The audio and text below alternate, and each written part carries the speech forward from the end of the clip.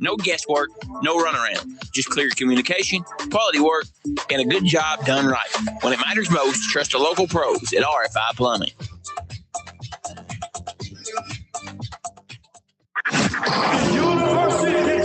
This is what Kentucky basketball sounds like. We are here to win. The road to number 9 lives here. This is UK head coach Mark Pope, and you're listening to the home of the Wildcats. 1027 The Game.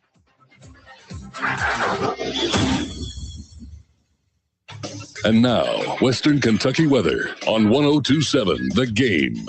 Here's your 14 first alert forecast. For the overnight hours, some snow shower. Temperatures will be rising, so maybe some light rain by sunrise as temperatures climb to near freezing. On Friday, partly cloudy during the day, a high of 45. Clearing again on Friday night and colder with a low of 26. On Saturday, partly cloudy with a high of 31. I'm Chief Meteorologist Jeff Lyons with your 14 first alert forecast.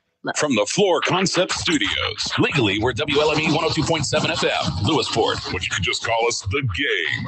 1027. 1027. This is SportsCenter. We're on the air. 1027. Well, party's starting early today, isn't it? Yes, sir, it's Clarence. Roger. What's our Victor? Hello, sports fans, and welcome to Lineman 5. It's Live at 5, and it's brought to you by Foreman Watson Holtree, FWHlegal.com.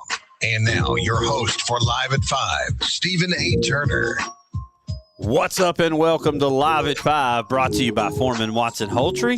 One call for injury law, that's FWHlegal.com. Stephen A. Turner, Vic Evans here in the Floor Concept Studios. How you doing, Vic? What's going on, man?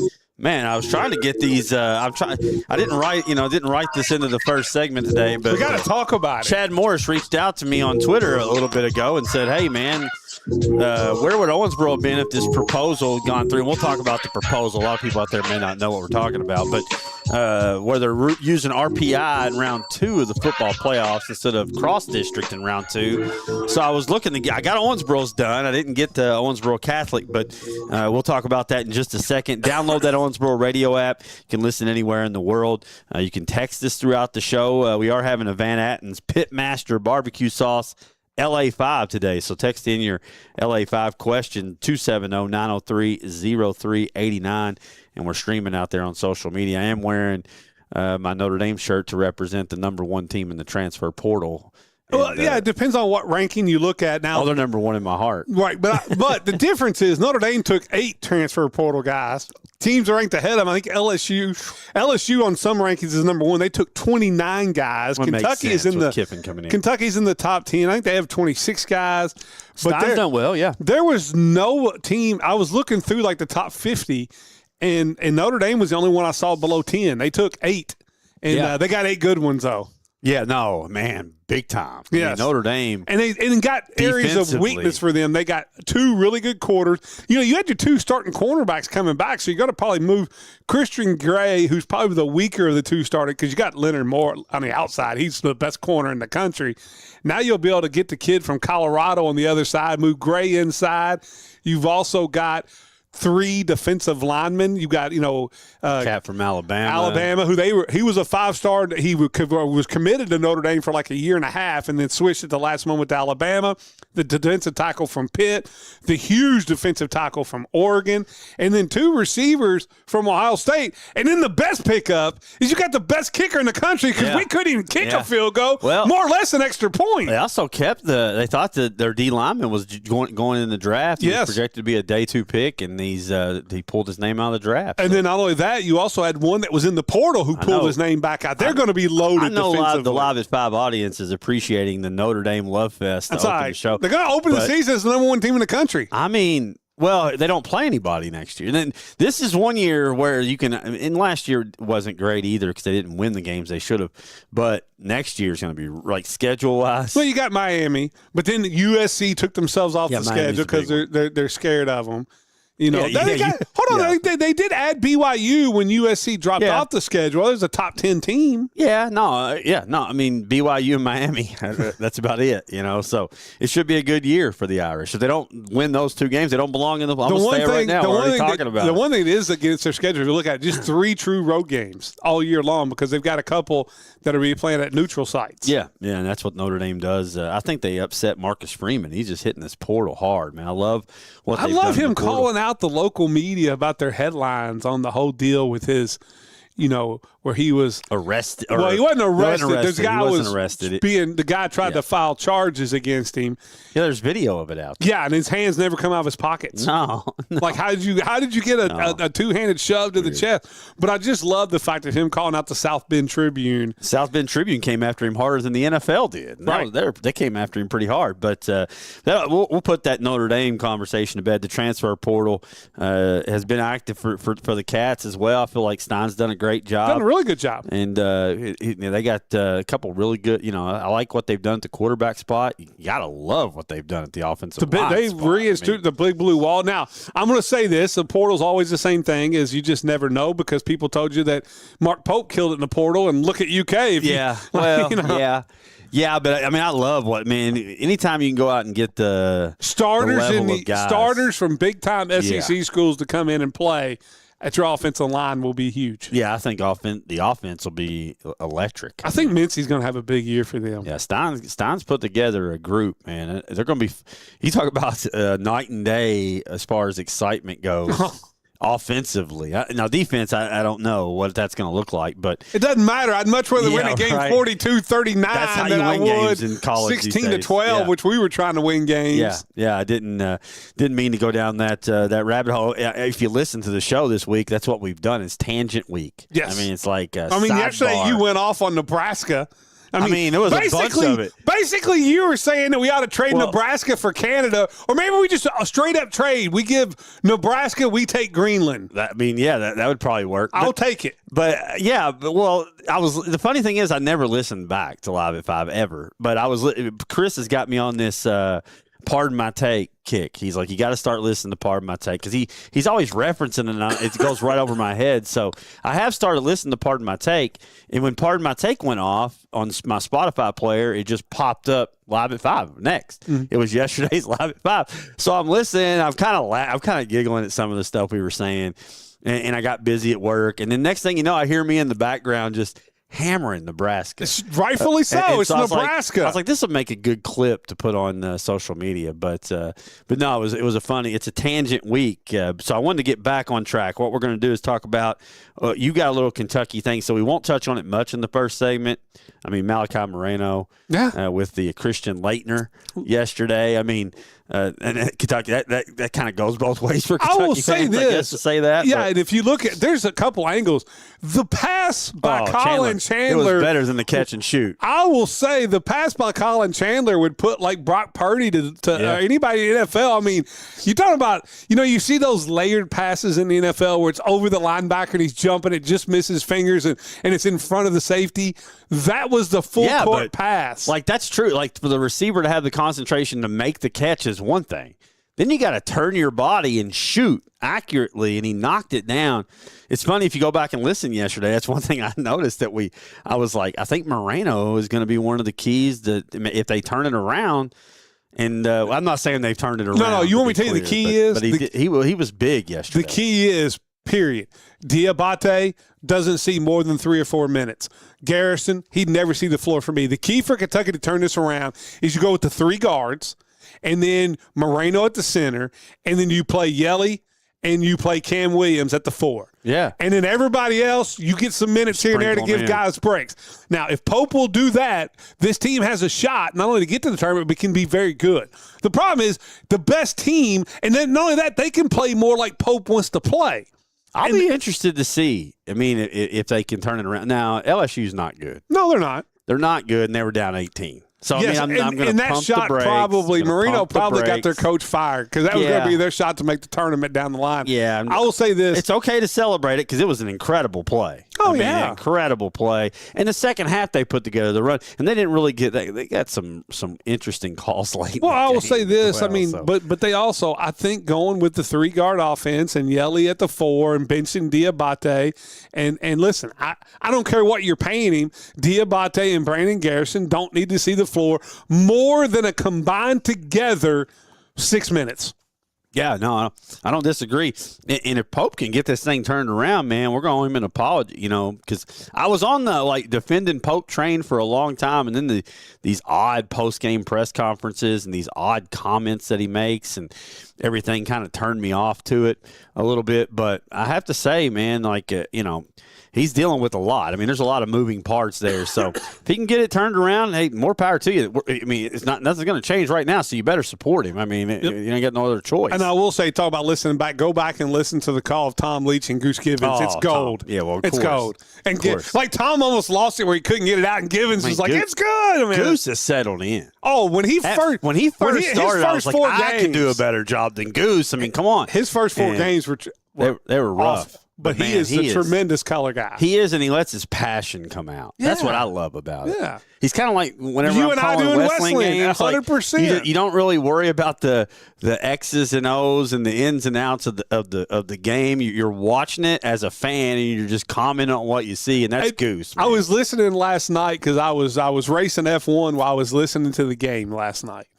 And it was funny because it reminded me of you doing Wesleyan where they give the ball to somebody on the wing and they all of a sudden Goose was like, just take him. Yeah. And I was like, that sounds like Steve. Yeah. Like I'm coaching fatigue just through the microphone, just like I used to do Beezy. Like, go. Yeah. Like, come on. Nobody can stop you. As soon as he said, just take him, that's the first thing that popped in my head. And there is some similarities when I listen to Goose to hearing like the passion come out. So I love that, man. Big win for Kentucky last night. Speaking of Wesleyan, they're on the road tonight at Malone. Really, it's going to define their season right now. I feel like this road trip. This 3-game road trip defines anything. Anything worse than 2-1, it's going to be hard. You're going to really struggle to make the GMAC conference tournament. Yeah, I agree. You got 10-6, 4-4 in conference, but the key number is 0-5 on the road. And they take on Malone. They ended our season last year, and they went on to win the conference tournament. The only GMAC team to make the tournament, by the way. The 8th seed barely got in. Got in on the last day of the regular season. It's almost like baseball. You had to play tough to even make it into the tournament, and then you just continued that on through Remember the stretch. A few years ago, it was at Cal Long Beach at one of the College World Series, and they were the last team in. They had to win like 5 of their last 6 to get in. Just carried that momentum. That was Malone. Well, Malone was they started 5 seniors last year. Simon last year. Oh yeah, Simon Blair. That kid, dude. Phew, I still have nightmares. Well, they should have beat. They should have beat the number one. They should have beat. Who was the number one? It was S&T. S&T was the number one team. Yeah. Had them beat and ended up going to overtime and losing. Should have went on, and not only that, should have went in and maybe even made a run to the Elite Eight. Yeah, it's nuts. Oladero, their big guy, is the one that I would be concerned about tonight. Anytime fatigue. One thing about it I like about the matchup, though, because there's a lot of times where teams will come in and they have a big guy. And they think, we'll play one-on-one. We're good. We got fatigue covered with him. Well, there ain't a guy in the conference. Maceo Williams he included. Didn't give him one-on-one. There ain't a guy in the conference that can stop Fatih Huick one-on-one. No. And so what I hope happens is Malone says, okay, Oladero, you got Fatih, and then we're going to win the game if they play to their ability. Now, this Wesleyan team's been Jekyll and Hyde. If it's a team we've seen at home, they'll win it. But yeah, I mean, we'll see. I mean, they got to do it on the road. It's going to be how they shoot. I mean, Key hasn't shot it well on the road. AP hasn't shot it well on the road. There's a few games now. Hold on now. Like Missouri St. Louis, AP went like 6 of 7 from beyond the arc. I guess maybe I'm thinking conference. No, really, on the conference. Really, on honestly, the road. the two that I'm thinking of is the Ohio Dominican and the Cedarville game. Yeah, no, and even other games. But like there have been some road games where they've shot it well. They shot it really well at Finley. They did. They shot it pretty well at Lake Erie. They just turned it over. And then they shot. So if you look at Finley, it's been the Thursday night conference road games have been atrocious. They've got the doors blown off of them. But in 3 of those 5 games, AP shot it well at Missouri St. Louis. He shot it well at Finley. He shot it well at Lake Erie. So we'll just see. Got to be prepared for the night. Yeah, man. The women are 10-4. They're 6-2. This game tonight, man, Malone, they're 12-3 and 5-2. This may come down to winner of this one getting a leg up and making sure they get a home first round conference tournament game. Yeah, and they got Kaufman. Yes. And I feel like she's been there for like 6 years. She has. Man. I've been to Malone twice to call games on Saturdays, and she's had like 20 and 15. The first thing I did when I was scouting this game, I was like, they still got Kaufman? Yes. And sure enough, there she is, 17 points per game. And probably like 8 boards. Yeah. But I really, man, this Lady Panther team, I like. They play hard.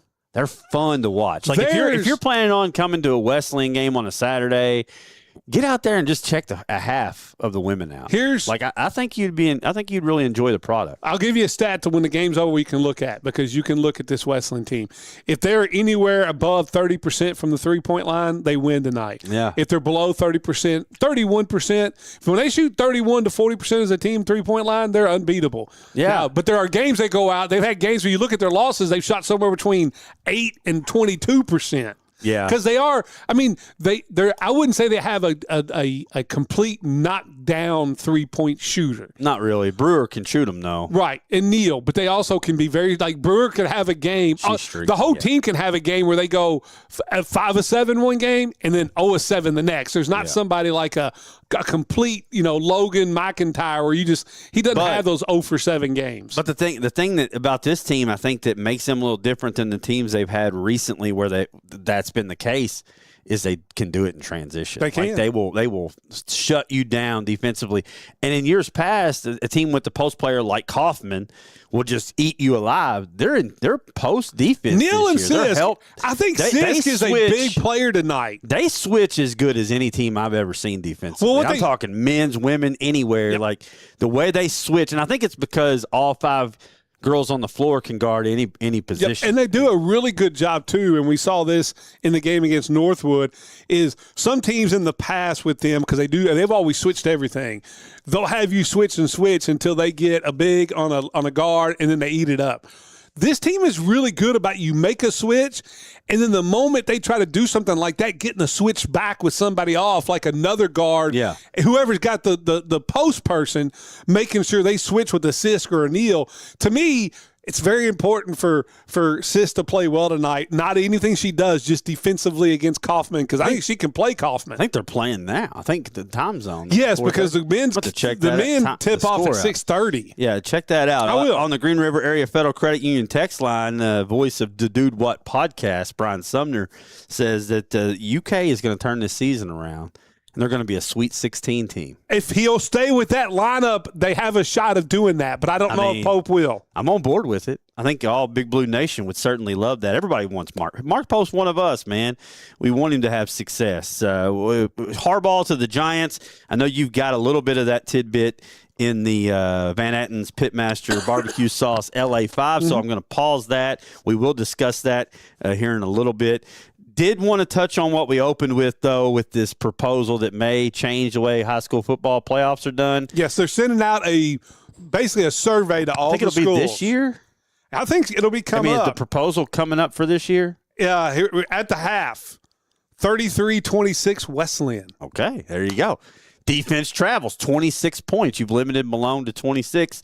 I'm telling you, I'm bullish on this Kentucky Wesleyan women's team. I think they got a chance.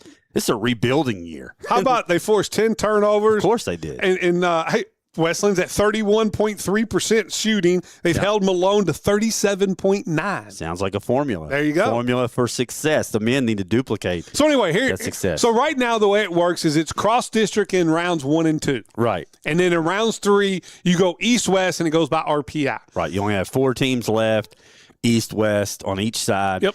RPI in round 3. And then in semifinals, you're talking it goes about 8 teams now going to the semifinal or going to the second round. East-west. East and west. Well, 8 in the east, there's 8 two in the things. west. There is talk about making round 1 intra-district again, because it used to be that way.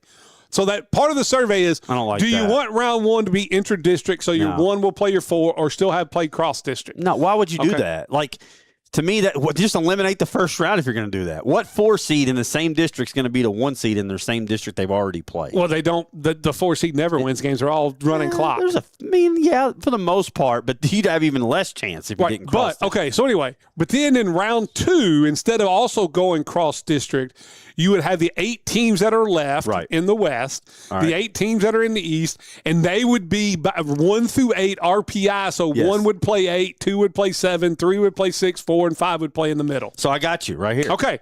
Let's just revisit it. It's real easy, right? So for Owensboro, I didn't get the Catholic. I'm going to try to do that in the break and then have it when we come back. While you're talking Owensboro, I'll look up Catholic. Okay. Well, I mean, I've got the 8 teams. I just got to put them in order. Okay. So for Owensboro this year, instead of round 2, because this year, round 2, you play Greenwood. Which ended up being the toughest game Owensboro had in the entire postseason. Yes. Owensboro would have played J-Town. So that's a lot easier. Yes. I'm just telling you. Atherton and Butler. Right? Bowling Green and Greenwood, if you remember that regular season matchup. Yeah. How about Apollo? They would have been matched up with Fairdale. Apollo wins in round 2. Apollo all of a sudden has 2 playoff wins in the same year, I would think. I would think so. If that's the case. And so then you move on, and it would be probably Bowling Green, Owensboro in round 3, Apollo, Atherton in round 3. If that is how it played out. Now, if Greenwood won, it might have thrown a wrench into things. Apollo might have been the one playing Owensboro in the round 3. Could you imagine that, though? I mean, I'm not saying Apollo had a shot to beat him, but I'm talking about a city-county rivalry matchup coming up in round 3. It would have been interesting. So it just kind of gives you the lay of the land. We'll take a break because I don't want to do it while we're on there. We'll take a break. We'll come back. What we got here for segment 2 is fun. I've been kind of looking forward to this since yesterday, or actually a couple days. I went through and got all the biggest upsets in tournament history, all the way back to the beginning of the scoreboard where they actually kind of showed you the stats and stuff, all the way back to like 2002 on. So we're going to talk the biggest upsets in tournament history. The reason why we're doing that is because we keep saying Davis County and Grayson County are unbeatable in the postseason. So we'll look and see if any upset that's ever happened is as big as upset as if what would happen if Davis County or Grayson County was to go down this year. We'll pause it for Karen Gross, realtor with RE/MAX Professional Realty Group. Your dream is her mission. Give her a call at 270-315-9810. Find her at karengross.net. It's live at 5, 1027 The Game. Southwire in Hallsville has been family-owned since 1950 and strives to be generationally sustainable for years to come. They are one of the leading manufacturers of wire and cable used in the transmission and distribution of electricity. Southwire delivers power to millions of people around the world. Their mission, to be a preferred provider of solutions to the electrical industry by providing innovative products and services with exceptional quality and delivering on our promises. They also are proud supporters of all Hancock County athletics. Go Hornets!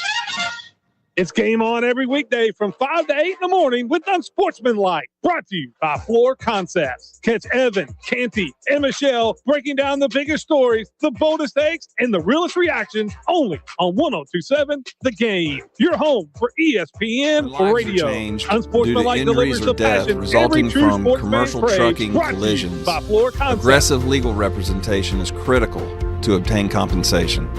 Foreman Watson Holtry has a proven track record of successfully resolving commercial vehicle cases throughout our region and beyond.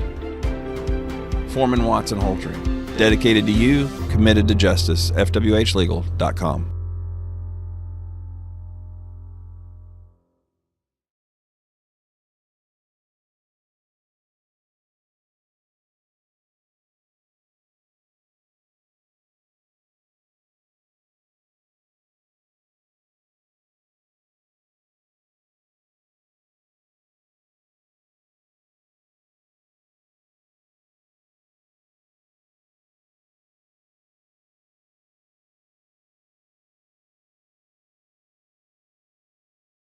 Chad, how do winners win shopping for a new vehicle? The Red Tag event at Don Moore on 54. They'll be winning, picking, and grinning. All in one place. New Chevy Trax, $23,495 or $299 a month. And with non-commissioned product specialists. There's no fiddling around. New Silverado Crew Cab, $39,990 or $499 a month. DonMooreChevy.com. Scan the code.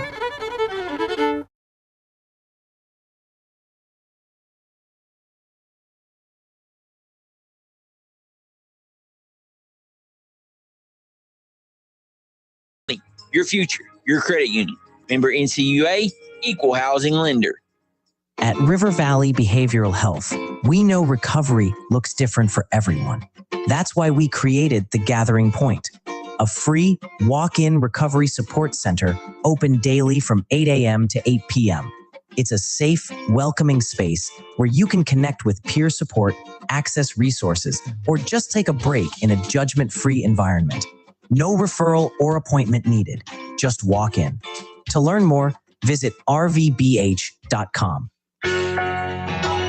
Whether it's one item or 100, Pat Hayden Moving gets it there safely and stress-free. As a proud alumni of Owensboro Catholic, Pat Hayden Moving is honored to support the aces on the field, in the classroom, and throughout the community. Big move, small move. We've got your back. One item or 100, we'll move it for you. Call Pat Hayden Moving today and support a business that supports Owensboro Catholic. Local, loyal, on the move.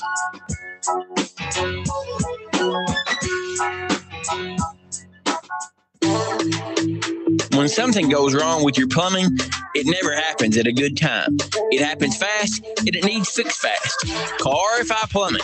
We're local, licensed, fully insured, and ready to handle everything from emergency leaks to everyday repairs and full plumbing projects. No guesswork, no runaround. Just clear communication, quality work, and a good job done right. When it matters most, trust the local pros at RFI Plumbing.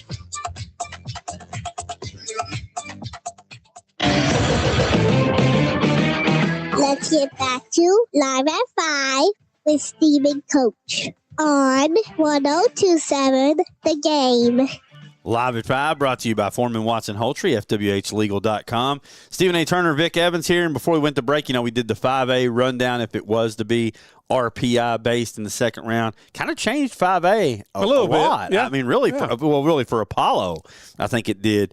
But you look at 2A, didn't change. It wouldn't have changed anything. Catholic Crittenden, right, which was the matchup. Mm-hmm. LCA and Hancock. I mean, Hancock trades Mayfield for LCA, so no surprise, no victory there. Mayfield, Monroe, and then Somerset, Danville, which was the matchup you had already. Right. So it would have been the same matchups in round 3. Yes. But it is interesting, though. I think what it does do, and like a team like Hancock or McLean, you get let's say you get the 2 seed, because, with the way Catholic's going right now, for Hancock and McLean, getting the 2 seed in your district is kind of what you're playing for each and every year. Yeah. No offense to them, but that's what you're doing. All right. Well, when Catholic's playing for state titles every year, yeah. And so then the other thing, when you look at that, is like their path is every year having to go to Mayfield every year. Right. The one thing I love about RPI is you get different matchups. Like your path can be different. Like Hancock, and if you're Hancock or McLean, you finish second in the district, you win your first round playoff game.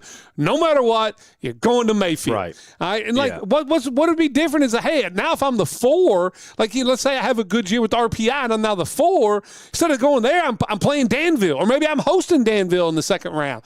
Like it at least gives you another path to get past. I used to always hate it when Owensboro and Bowling Green were in the sister dick, and you knew they were going to play every year in the playoff. Like I love the RPI about different paths. Yeah, I do think RPI could use some tweaks. Well, see, I think in round 3, if it was me, if you made me the king of all of it, all right, I would play inter-district in round 1 just to cut back on travel, because it's more travel to play cross-district, and the 4 versus 1 matchup is always a blowout.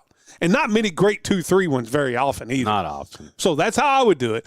But then in round 2, I would use this, and in round 3, I'd use URPI, and I would do away with East-West. Yeah. When you're down to the final 8 teams, have the best play the worst, whether it's Catholic going to, Ashland to play or Ashland coming here. You're adding one road trip because you're already doing that in round 4. Right. So just do it in round 3. Yeah, and you're sacrificing a little travel possibly in round 1. Or same thing. Your semifinals, you get the best 4 teams. Like this year in 2A, your top 3 teams were all in the East or all in the West. It was Catholic. It's like that a lot almost of times. every year. So you're knocking one of them out before the semis. The same thing in like 4A.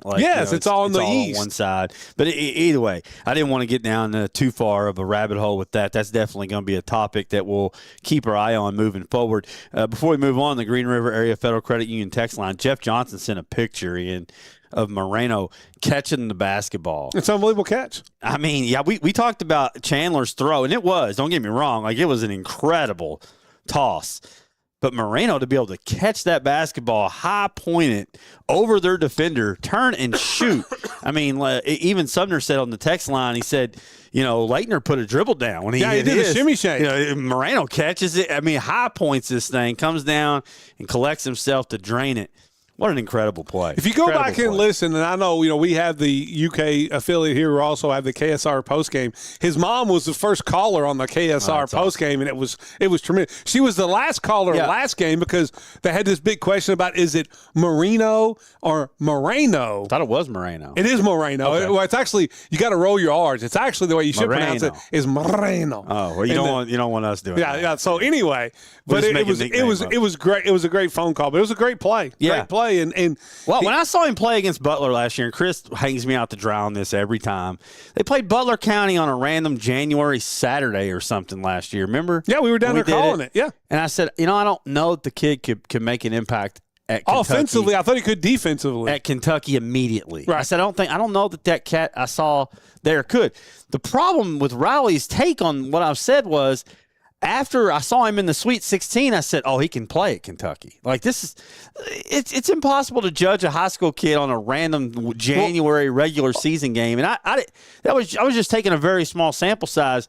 He dominated the state tournament. Well, what's funny is I said that his mom was the last call on the show before talking about that. Well, one of the reasons they had that call was because at that game when the UK lost, his mom ran into Matt Jones, and she was like, I remember whenever he was a sophomore, you said he could not play at UK. That's what it was about. So same thing. You saw him on a random Tuesday night. Yeah, it was one game. There you go. I did give him credit yesterday and thought if they're going to turn their season around, he'd be a big reason why. We're 30 minutes in. Let's get to the game. We haven't got to the upsets yet, but it is what it is. Did a lot of work on this. Okay. Had a lot of fun looking back and a lot of great memories, man. I used to be around high school basketball. I was in a gym almost every night there for a long period of time. Just love watching third region basketball. Go all the way back, and this is as far back as I can go to get a good upset was 03-04, and the Aces fell. They were 23-6. That was the team with Owsley. Yep. And Jay Ivey, and Jay knows I love him. I mean, I hate to bring up Catholic two times here and two eggs they laid, but Breck 15-12. That game was at Apollo High School in the third region tournament, and it was tied up. Breck gets the inbounds pass, runs out of time, shoots a half-court shot. What year was this? Buries them. 03-04. Yeah, you know who hit the half-court shot? Who hit it? Adam Board. Half-court shot. Did somebody text that yesterday on the text line? Incredible, on the text line. Actually, it was this morning. Okay. All right, this morning on the text line. I'm proud of the listeners, man. And said, listen, I had a chance to listen to yesterday's episode. Yeah. Big upset, 03-04. Breck ends up being the district runner-up, knocks off Catholic with an Adam Board half-court shot, then went on to destroy Butler. Yep. And then Apollo into the regional run. Yeah.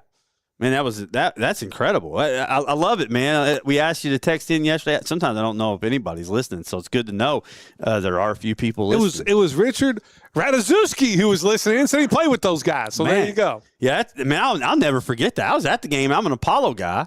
So, of course, I'm cheering for Ivy to go down because Apollo had no shot to beat Jay Ivy and them. They'd beat him like every time they played. Oh, like a drum. And, what a win for Breck there.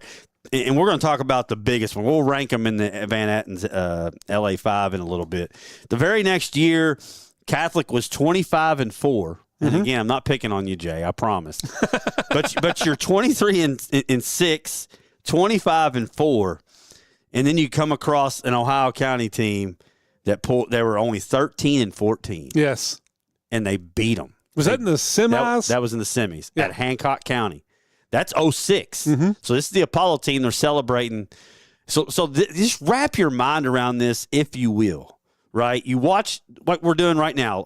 Live at 5 is on in 06, and we're covering basketball the whole year. And the only team we're talking about is Owensboro Catholic. Yes. I mean, honestly, like they're rolling everyone in the region, right? And then you get to Hancock County, right? First of all, Apollo that year was 18-9.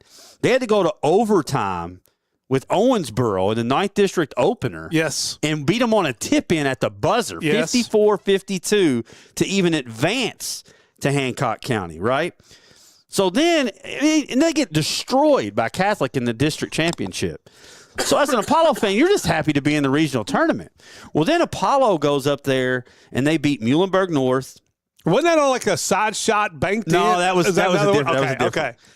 You beat Meade County and Riley-Bennock, who went to Mississippi State, right? And then you're just playing with house money. At this point, you just beat Riley-Bennock, and then you're going to the regional championship, and you stay late, and you go ahead and watch Ohio County Catholic, and Ohio County pulls the upset. And then you go on to the state championship game. Right. Well, then you play Ohio County, and Ohio County fans will tell you there was a controversial call. Mm-hmm. Tony Hopper would hold the ball the whole overtime period. Yes, and then take one shot. They win a tip and just hold the ball, like for the last shot. That's why I went to triple overtime. I think there was only like 4 shots taken in 3 overtimes. It was insane. But there was a controversial call. Ohio says it went for Apollo. Apollo says it went whatever you believe. Apollo wins it in triple overtime. And then Apollo goes on and beats, they're talking about upsets. There's like 1,000 of them in one season. They beat Cove Catholic, who was a top 5 team. They beat Darius Miller and Mason County in the quarters. They beat Vic Crutcher and PRP in the semis, and then lost to J-Town. 05-06 will go down in history as the craziest year in high school. It was NC State. I know people are out there listening saying, oh, God, it's going to be Apollo Love Fest the whole time. Well, I got news for you. Apollo's involved in 90% of them because their best teams never won the region. And their worst teams always won the region. Well, it made no sense. That 06 run was Apollo's NC doing their best imitation of NC State. It just didn't end by beating Phi Slamma Jamma in the championship game. And the whole thing circles back to the biggest upset was Catholic losing to Ohio County, without a doubt, which set the whole stage. Which is what I was talking about yesterday. If Davis and Grayson got locked up in the first round, it makes a better regional tournament because one team's gone, and now you all have a better chance to beat one of them. Right. Now you got 2 in your path. You can eliminate one. It wasn't really an upset in 06 or 07. It was just a lot of great basketball. Grayson County, I'll never forget that tournament. Owensboro, Meade County. Owensboro hits a late last-second shot, and their whole team is up in the Meade County student section down in Grayson. You talk about bedlam. Wayne Breeden could flat coach basketball. Oh, without a doubt. For Owensboro High School, he was only here for a short period. Went to 2 regions, didn't he? Won 2 regions. Yeah, that's what I'm saying. He won 2. Went to 2 Sweet 16s. Yeah, you had Tyler Brown's junior year. He has a great pass to the corner. Johnson takes the corner 3, misses. Owensboro beats him, goes to state. The next year at Davis County, no real upsets, but you had North and Apollo, which sold out immediately. And they didn't like each other. And you had a little confrontation with Sparks and company after the game. I was in there when I was at Owensboro in North, where it was at Davis County, and you couldn't even get in the seat. We had to sit in the end zone. Yeah, then you had Apollo Owensboro overtime. And the North game was overtime too, but that was the game. And Tyler Brown will hate me bringing it up, but the game where he left a little too early and got hung on the front of the rim. If he dunks that down or just lays it in, Apollo's going to state. Yes, but unfortunately, Owens brought a great team that year too. It was just great basketball to watch. But I'll give you one that sticks out of my head. It's a smaller one, and I don't know the exact year. But how about the year? There's a year, it was Jacob White senior year where Hancock had won like 28 games and got beat in the first round of the region. It was a kid going off from the three-point line. Will Moore from Butler County. That may be my greatest call of radio. And it used to be the intro to the Homer Show. Okay. Ward put it in the intro. Will Moore buries Hancock County. Yeah, because Hancock had won like 24, 25 games. Very good. I think it was Jacob White senior year. Yeah, they had beat Apollo that year. Yes. Apollo was really good. Apollo got upset. And we'll talk about that one. But, Will Moore. That was a big one. That was a regional tournament, massive upset. I believe that was 2017, I think. Probably 2016, 2017. That was the James Baker year, I think. Okay. The Davis County, Meade, James Baker year, 2017, where Apollo had the best team. I believe that year, 22-6, Apollo was that year. Lost. Tyler Bowling hit that big 3 late. There to beat and sink Apollo's 22-6 record. And then you had Will Moore and take down Hancock, and it ended up being James Baker. I mean, they only had 9 wins going into the tournament season. Well, he didn't play all year. He played most. Didn't play most. Look at what James Baker did at Moorhead. Yeah. After that. So yeah, that was a big time upset. Let's go. I want to make a point here. Okay. This is me, stoking the flames a little bit here. All right. What do I always hear? What do I always hear from Sam? Listen, Sam, I love you. To be clear, a lot of respect. You do great work on K105. I watch your streams all the time. But I also hear the subtle shots at the Sports Center. Let's just be clear. Right? 100%. Let's circle back. All right? Let's circle back to 2009, 2010, when Grayson County won their district. Okay. Right? And they got to host the first round. Yes. Right? Really good basketball team. Yes, Grayson very County good basketball team. Travis Johnson. Yep. You recognize that name? Ryan Tinsley. Yep. Grayson County. Yep. Recognize that name? Apollo goes down there and Bryson Morrow goes coast to coast and beats you in the first round on your home floor. On your home floor. Can you believe that? I mean, I was told it couldn't be done. Yeah, that was a big one. I remember being at that one. That was a big upset. And that was a great Grayson County team. It was 26-2017, the Hornets. That year they were 27-5, and it was 51-48 Butler over Hancock. Yeah, that Hancock team was special. Yeah, 27. Who was the other kid? Brendan Lewis. Right? Isn't that the game they beat Meade in the district title game and they rushed the floor and ran the official over? Yes, they won 61-60. Ward and Clark were there. I couldn't be there that night. And they you got had to call Lewis. it. Yeah, Jacob White was on that Brendan team. Lewis was legit. Yeah, it was a really good team. Yeah, man. Parker Newby. Really good baseball players, too. Oh, yeah. No doubt. Oh, Hancock had a great BP Roberts. That was the team. That was the only regional game Apollo lost that year, was over there at Hancock County. You got let's see here. How about Reggie Warford's teams? As I was going through, coming out of Muhlenberg. The reason why I put this on here, and this ain't really an upset, but like I say, it's a week of tangents.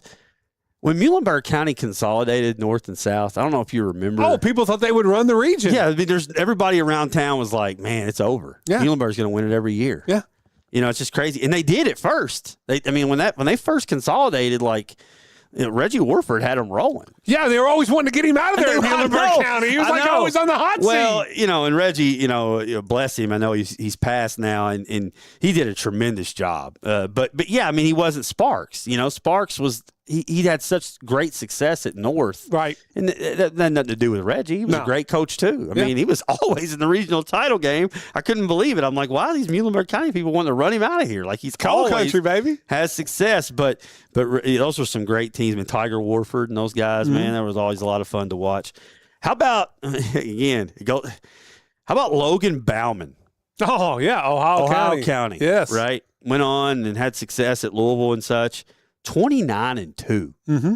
2012, right?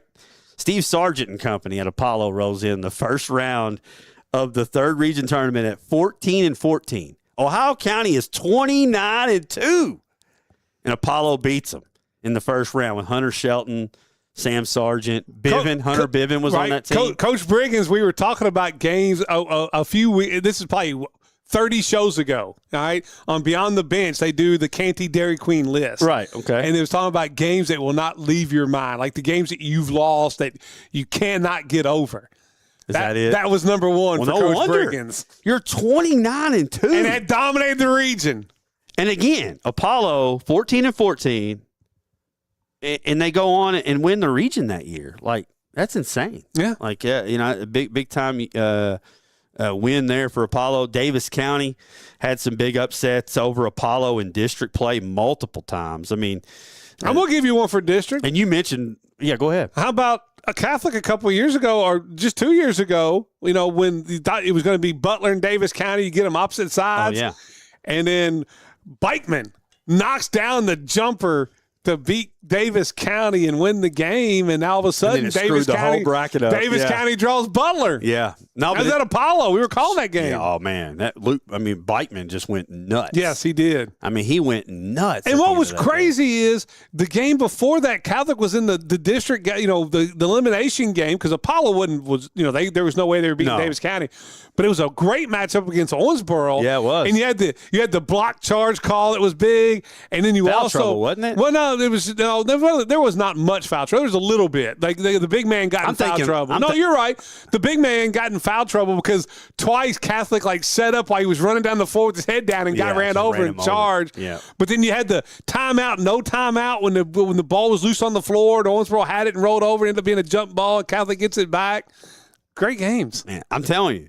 Like I said, all morning I was jogging my memory. I remember Owensboro was a real heavy favorite one year, and Trace Young as an 8th grader just went ballistic for Ohio County, and they ended up bouncing back and winning it in 2013.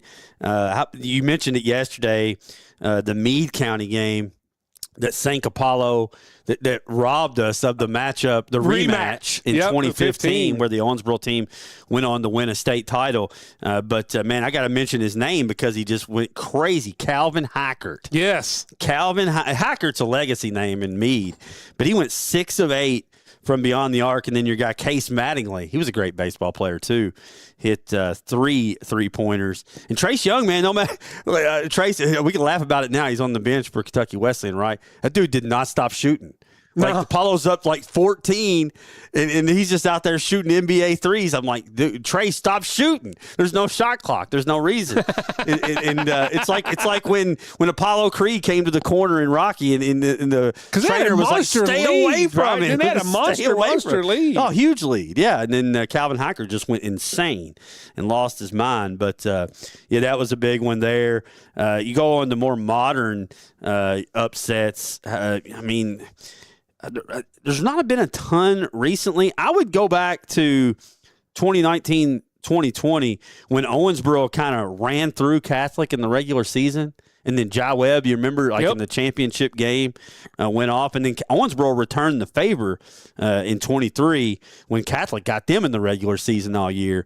And you had Kenyatta Carbon just go absolutely ballistic in the tournament and was able to get Catholic back there in the championship game. So they kind of traded it. I know yesterday we mentioned Brady Dame. We had a texter mentioning the McLean County over Owensboro. I mean, on paper, program-wise, it's a massive upset. Like, anytime McLean beats Owensboro in basketball, it's going to be a huge upset. But I didn't think that one was a mass. Like, I wasn't completely blown away by it. Like, based upon the records and the way the teams had played in the season. Right. Talent-wise, Carbon was on that team too. But I'll give you one that kind of surprised me. The year, and I think it was Kenyatta's, was it his sophomore year, or it was a year where they had dominated Owensboro Catholic all year long. And in the regional championship game, West Woodward came down. Was that That's the year? one. Yeah, that's the one I was talking Catholic, about. Yeah. It was with that was Jai Webb. That was the Jai Webb year. Okay, yeah. You talk about Owensboro beat them by 22 and 16 in the regular season. Yeah, and then in the regional championship game. Everything. Yep. Gavin was playing for Owensboro. Gavin was there too, yeah. And then I'll give you one too, because you talk about home floor. District tournament, I think it was first round. Was it Butler that went down and beat the Edmondson girls where they were dominant with Carrie Ann Williams? She missed the free throws. Mm-hmm. Once again, you're at home tournament. No, you can't lose on your home floor. Yeah. Just another, just to let you know, Sam. I just had to get that dig. It was Edmondson that lost at home. It was not Grayson. It was Edmondson. It was Edmondson, yeah. Who lost on their home floor. It's true. It is true. It can happen every once in a while, believe it or not. But been a lot of fun looking back on all the great times, great third region tournaments, great district tournaments throughout the year. There was so many times where I don't know that if you go back and look, and you'd have to look it up. Apollo won 10 of them, 10 regionals. And I think out of the 10 they won, I think they lost all but one district. I'll have to go back championship game. I think you go back and look at that. It's either 8 or 9. We got to get to break, or we won't have a Van Atten's LA5. Yeah, let's do it. We'll take a break. We'll come back. Little Van Atten's Pitmaster Barbecue Sauce LA5 1027 the game. PSC Fiber is building the region's fastest fiber optic network to deliver essential internet to Perry, Spencer, and DuBois counties. With the customer service and tech support you expect from neighbors, access to high-speed, reliable internet has a positive impact on economic development and social well-being. The ways we communicate have changed a lot in over 70 years, and PSC Fiber is always leading the way. Call 800-511-4899 or visit us at pscfiber.net to see how PSC Fiber is here for you. Looking to start your day with a little main character energy? Swing by the Creme Coffee House in downtown Owensboro. From handcrafted coffee to irresistible sweets, we've got everything you need to feel a little more like the lead in your story. The vibe, cozy, inviting, and full of character. The location, right in the heart of downtown. Whether you're catching up with friends or grabbing a solo pick-me-up, the Creme Coffee House is your spot to shine. Stop by today at 109 East 2nd Street. It's your story. Make it caffeinated. Living life at a healthy weight can be challenging, but Owensboro Health's weight management team has the resources to help. Whether you are looking for nutrition counseling and fitness training at the health park, or clinically supervised weight loss medications or weight loss surgery with our bariatric surgeon, you'll find the support you need to maintain a healthy weight and live a healthier, happier life. Learn more at owensborohealth.org/livewell. Feel the power of the road beneath you. Rick's Tire and Service can make it possible. Offering comprehensive car care from front-end repair and brake work to air conditioning and diagnostic services. We're more than just tires. Elevate your ride with our range of aftermarket accessories. Get those wheels, tires, level up with lift kits, sleep bumpers, bed covers, and running boards. Even lights, you bet. At Rick's, we customize your vehicle to reflect your style. Rick's Tire and Service, the place where we turn your car from basic to fantastic. Hi, I'm Zachary Clark with the Greater Owensboro Realty Company. Whether you're buying your first home, upgrading to your dream space, or selling and looking for the right price, I'm here to guide you every step of the way. With proven results, local market knowledge, and real commitment to my clients, I'll make sure your move is the right one. Let's turn your real estate goals into reality. Call or text me today at 270-231-1576. And always remember, close with heart.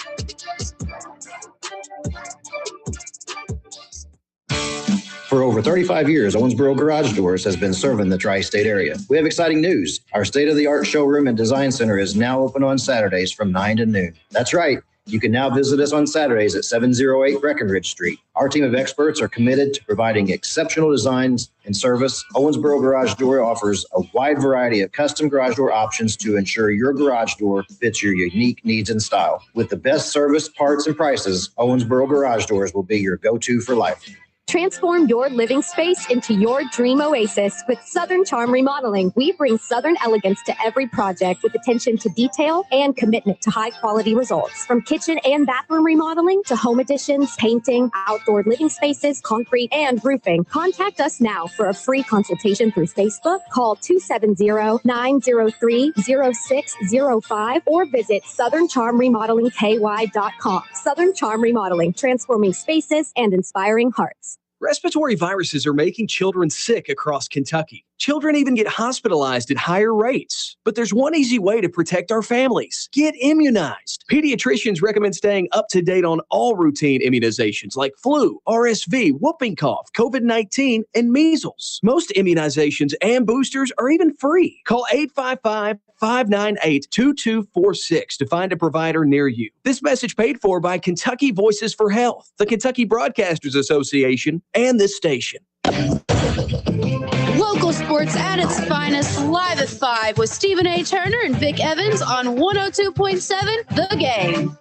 Live at 5, brought to you by Foreman Watson Poultry. We're going to jump into this Van Atten's Pitmaster Barbecue Sauce LA5. From backyard grills to big events, they make it pit perfect every time. Be sure and check them out on Facebook. You can see where their food truck is going to be. Certainly check that out. You can pick up their products at Reed's Orchard, Hillview Farms, right here in Owensboro. Van Atten's is where flavor wins. Good to have them on board, man. Pit perfect every time. I believe it. Listen, we got their sauce. Let me get back to the main to the main camera. We got to get the temperature more up before I can get back out on the grill. There you go. We got these. I can't wait. I mean, you got these things getting ready. They got their sauces here. Check them out. Let's go to Van Atten's LA5. Question number 1. Did Malachi Moreno, did he save the Cat season with his best impersonation of Christian Laettner last night? I think it's a temporary reprieve. Okay. Again, it's a road game, so, it's always good to get a road win in the SEC, but you're talking about a team that was 0-3 in conference. Right. So, but, you would have been at the bottom of the conference if you lost that game. It saved them for a game. For sure. I mean, there's no doubt it was a big shot, and it was a great play. They desperately needed. They played great down the stretch last. If they can harness what they did over the final 15 minutes of the game last night and put that into action moving forward, we'll see. They'll have a chance. They'll have a pulse. Okay. I don't know that he saved the season though. Van Atten's LA5 number 2. Speaking of college basketball, if you listen to our promo, you give me heck where you talk about how I disgust you, and it's the worst thing. You cut out what you said. It's the worst thing you protected ever. yourself in the commercial. You say it's the worst thing you've ever heard. Yeah. Let's be honest. Disgusting is what I said. Yeah, disgusting. So here's what I said. Disgusting. I called Christian Laettner the greatest college basketball player I've ever seen play. And I stand by that. Okay. But give me your starting 5 of the greatest basketball teams, the greatest basketball players you've ever seen play. Man, this is hard. Like, it's so hard. I mean, Anthony Davis immediately is the best player. If you just take one season, right? I mean, it's unfair for him to try to compare a whole career when you got to play one season. Anthony Davis is easily the most dominant college basketball player of all time. Okay. I mean, to me, it's not close. I couldn't even name a second compared to Anthony Davis. I mean, Laettner's probably in the top 5 on that list. He's a starter. He went to the Final Four in 3 years. Yeah, so for me, it would be Laettner, Manning, Davis. Yeah. Then I would have Chris Jackson. Okay. Oh, I like that one. I didn't have him on my list. And then I would have Jamal Mashburn. I love Mash. Mash would be my shooting guard. Carmelo Anthony. Pretty good, too, though. Tim Duncan. I mean, yeah. He kind of – Tim Duncan, I think, is getting – well, number one, I loved what he did by staying, and all that. So that ring – but as far as playing the game, Dwayne Wade – I mean, that was a pretty good one. Rip Hamilton. Yeah. Some names come to mind. I would never put Dwayne Wade on that team because of what he did against Kentucky. I don't think that's what you did. I think you said Christian Laettner was the greatest college basketball player of all time. Well, you didn't say that you ever saw play. You're twisting it now. Well, you're twisting it now. I'll fight up for that. Who else? He's not better than Kareem in college. Well, no, I'm talking about whenever I said that, I'm not. I mean, you're still talking about my lifetime. Pistol Pete. No, Pistol Pete. But I never saw those guys play. So I can't versus Larry Bird. I didn't see Larry play in college. Magic. I mean, Bill Russell, Bill Walton. But once again, Laettner went to 3 Final Fours. They won 2 national championships. He hit 2 shots in the Elite 8 to get them to the Final Four. I mean, I'm biased. It's just straight up. It's like when I'm talking about the Packers. I tell you, he's very underrated, and this is going to make you mad too. You know who's very underrated? There's Bobby 2 guys. Hurley. Bobby Hurley. Yeah. And Grant Hill. I hated Bobby Hurley. And Grant Hill. Yeah. Those were 2 tremendous college absolutely. players. But Bobby Hurley, very underrated. Bobby Hurley was a dude, no doubt. I will say this. No doubt. And I say this. Now, my 2 all-time favorite college players outside this non-Kentucky, not Cal Macy. It's easy. It's Chris Corciani from NC State, Fire and Ice. Him and I think it was Monroe was the shooting guard. They played at NC State. Chris Corciani was maybe my favorite point guard to ever play outside of Cal Macy. Man, I hated everybody that wasn't Kentucky growing up. I'll be honest, especially Marcus Camby in that group for UMass. Let's move it. Number 3, Giants make a big splash. It looks like they're going to hire John Harbaugh. He's going to bring along Monken as offensive coordinator. What grade would you give this hire? Well, it's an A+. Okay. I mean, there's nobody better on the market. I mean, he's the most proven commodity. Huh? I agree. I mean, at the end of the day, that's all you can do when you're hiring a coach is this guy's, been there forever in Baltimore. And to be honest with you, you made a great point. And I heard I heard Harry on Freddie and Harry make the comment too. I mean, if your tight end doesn't fumble and your kicker doesn't miss, and there's all these things that's happened to Harbaugh over the last handful of years where I don't necessarily know that it was on him. They were kind of conservative at times, but you're always in the mix with Harbaugh. It's a great hire, man. I don't know what it's going to look like for them because I don't know that I buy Jackson Dart, but we'll see. I mean, you can't get much better than Harbaugh. I don't know what else you could have done better. I will say it was Chris Corciani and Rodney Monroe. I couldn't remember his first name. Rodney Fire and Ice at NC State. They were unreal. Fire and Ice were great. We talked yesterday about it a little bit when we were talking about the Giants and the Titans, and you're like the Giants.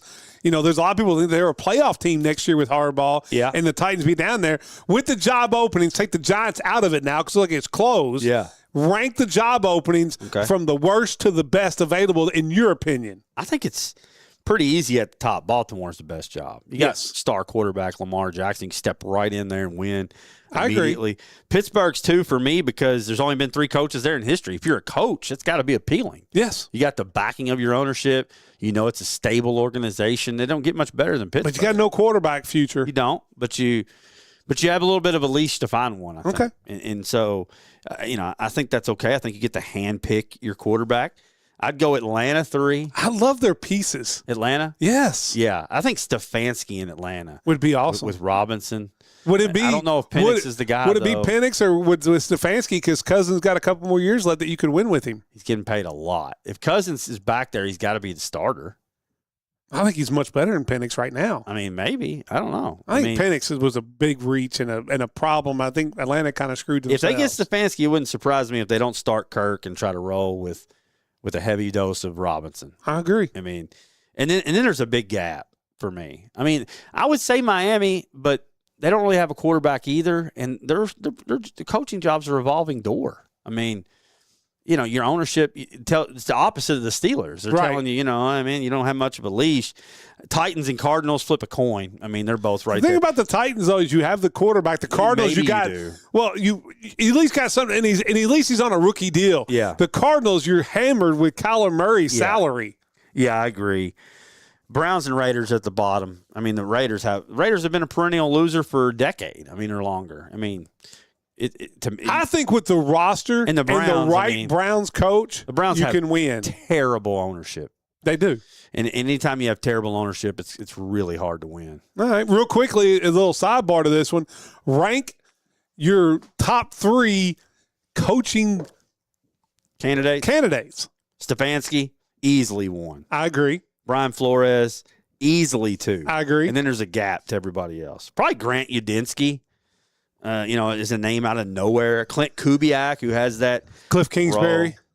He's in my top 5. I don't love Kingsbury. I think he's a coordinator. I think Stefanski and Flores are easy 1, 2. I don't think Chris Tomlin Shula's a big name. I don't think Tomlin's going to coach, and so I think you take him out. I think he's going to be TV. I didn't put Tomlin in there because I've heard he's going TV. Titans interviewing Mike McCarthy. I don't mind that. Stability. Real quickly, we talked about all the upsets. Give me your top 3 upsets all time since you've been around the 3rd region basketball tournament. All right, number 1. Gotta go quickly. Apollo 2012. Apollo beating Ohio, the Brickets game. Yep. Brett Catholic, the half-court shot 2, and then the entire 06 postseason. There you go. City across the board in 06. There you go. Van Adden's LA 5. Big thanks for Van Adden's coming on board. No doubt. We'll see you tomorrow on a Friday live at 5.